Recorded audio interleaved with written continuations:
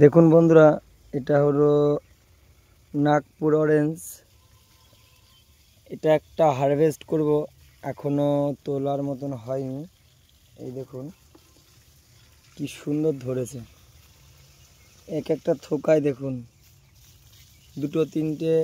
এইখানে আর একটা ছিল, হারভেস্ট করা হয়েছে। এই যে আজ এটা হারভেস্ট করবো। এই যে সানবার্ন হয়েছে এটাতে, দেখা যাক আমরা এটা হারভেস্ট করি।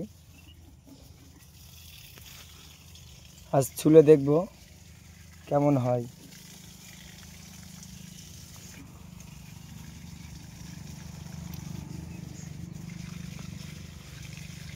প্রচুর শক্ত খোসা, এখনো কিছু হয়নি, তবে কালার ভালো আসবে। কোন গাছে বললি ভাই?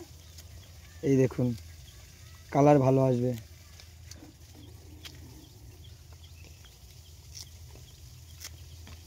কালার খুব সুন্দর আসবে। কোন গাছে বললি ভাই? রসটা খুব সুন্দর হবে। এই দেখুন দারুণ, কিন্তু আমি খেয়ে দেখছি একটা।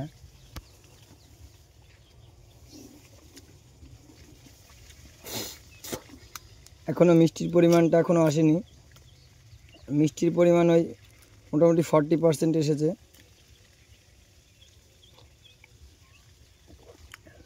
এই দেখুন